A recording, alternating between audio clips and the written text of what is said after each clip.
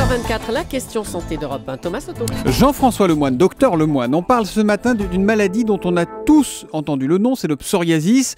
Maladie qui touche, vous nous le rappeliez tout à l'heure à 6h, 3 millions de Français, c'est considérable. Oui, en permanence, avec 600 000 nouveaux cas chaque année, et surtout ce chiffre inadmissible, 20 à 30% qui sont mal diagnostiqués et surtout pas bien traités. C'est quand même curieux, ces erreurs de diagnostic s'agissant d'une maladie de la peau, donc par définition, on la voit, une maladie de la peau, non? Excellente remarque, Thomas. Le Merci, psoriasis, docteur. effectivement, se manifeste sur la peau par des plaques rouges ainsi que des plaques blanchâtres, de pellicules qui se détachent.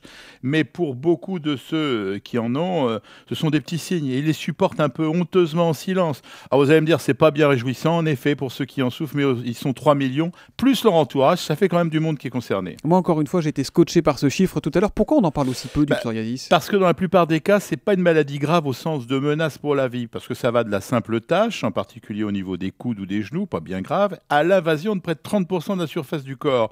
En plus de l'inesthétique, il y a d'autres inconvénients, parce que ce sont des lésions qui démangent terriblement. Alors c'est en fait aussi fréquent que mal vécu. Ça inspire à tort un dégoût et un rejet qui contraint parfois à éviter certaines activités aussi bien sociales que professionnelles. Pour être précis, le psoriasis peut survenir à n'importe quel âge, Thomas, plus volontiers entre 10 et 30 ans. Alors, ça ressemble un petit peu à l'eczéma visuellement, mais Oui. ça vient d'où? Ça vient comment, le psoriasis? Alors, les dermatologues ne cachent pas leur embarras quant aux origines réelles. L'hypothèse la plus souvent retenue est que c'est une maladie auto-immune. Alors, ça peut vous paraître un mot compliqué, ouais. auto-immune. Mais il va falloir vous habituer parce que ça explique de nombreuses maladies qui étaient mystérieuses. En fait, c'est une erreur de stratégie de notre système immunitaire de défense qui se met à produire des armes contre son propre organisme.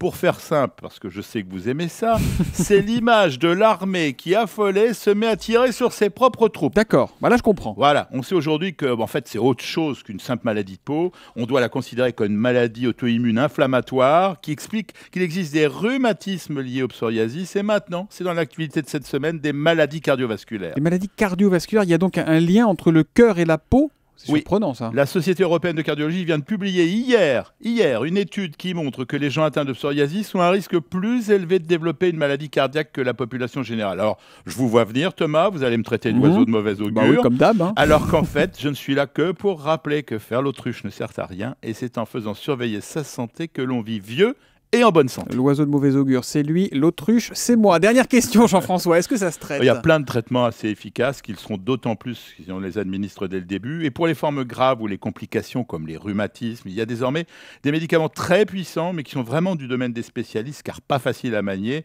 Je vous en parlerai dans une autre question santé. Avec plaisir, mais là je crois que Julie a une question. Oui, sur la contagion, parce qu'une maladie de peau, c'est déjà pas très beau à voir, mais est-ce que c'est contagieux? Alors ça, Julie, c'est une question fondamentale. Merci de la poser. Je vous en Il faut affirmer haut et fort, le psoriasis n'est pas une maladie contagieuse et la vie doit être normale, sans précaution particulière.